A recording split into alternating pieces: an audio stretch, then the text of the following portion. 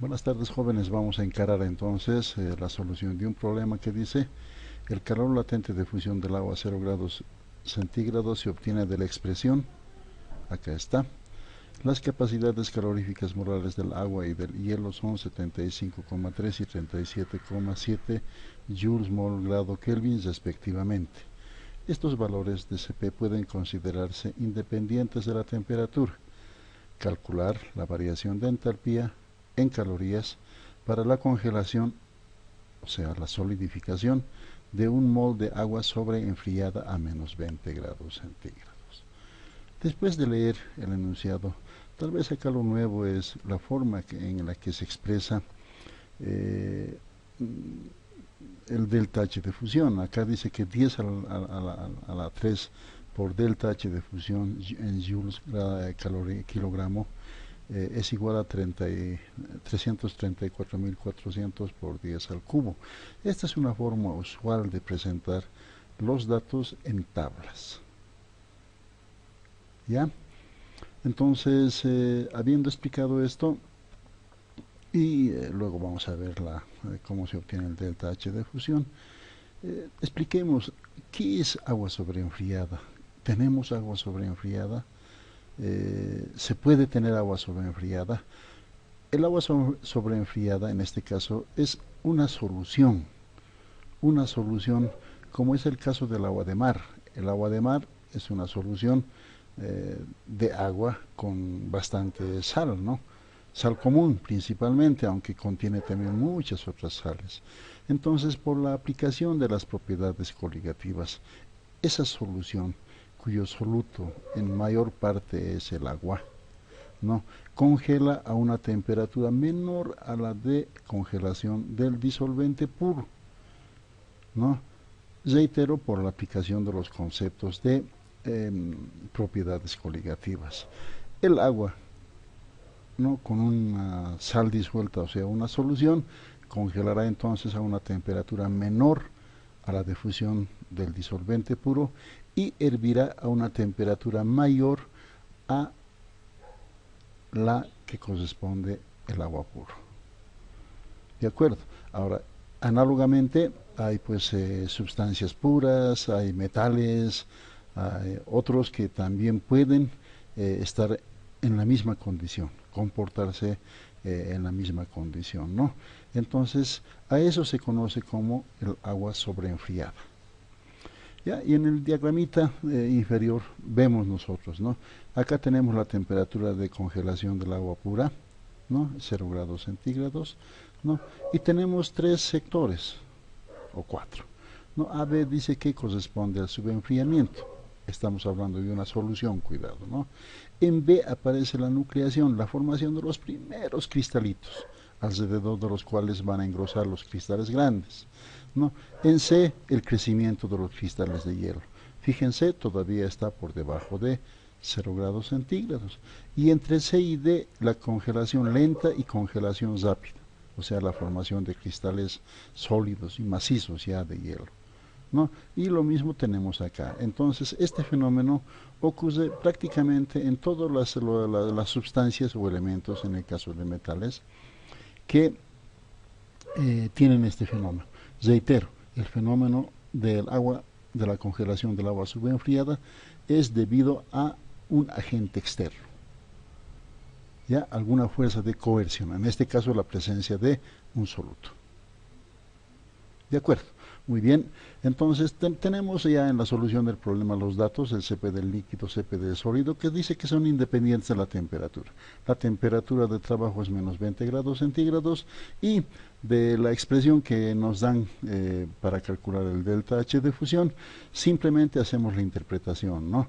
Dice que el delta H de fusión va a ser a este valor 334.400 por 10 al cubo dividido entre 10 al cubo. No estamos despejando simplemente el delta H de fusión. Entonces, el valor, haciendo el análisis dimensional y los factores de conversión correspondientes, sale 80 calorías por gramo. Muy bien, entonces podremos aplicar este calor de fusión directamente a menos 20 grados centígrados. No, Este delta H de fusión está calculado para la temperatura de fusión a la presión de una atmósfera, a la temperatura de fusión del agua pura, a la presión de una atmósfera, hecho que ocurre a 0 grados centígrados. O sea, no se puede aplicar.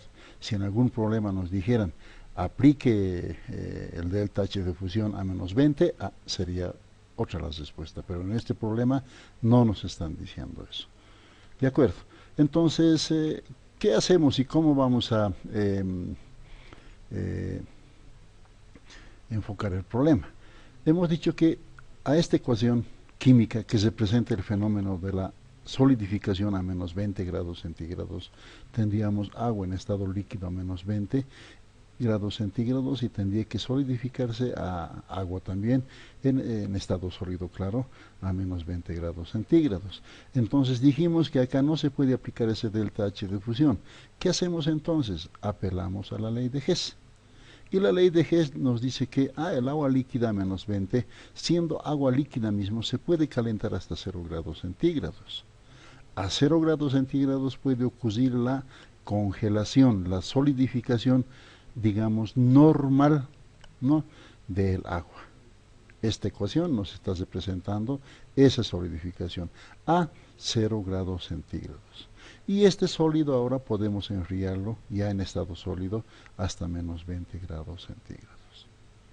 La ley de Hess nos dice que por ser una función de estado, la entalpía nos permite dividirla en las etapas o en los sumandos que queramos. Entonces, en este caso, el delta H total, lo que nos están pidiendo, va a ser igual al delta H1 más el delta H2 más el delta H3. ¿Ya? Entonces, reitero, hay que aplicar la ley de Hess. ¿Cómo calculamos el delta H1? El delta H1 no es más que un calor a presión constante en función de la temperatura.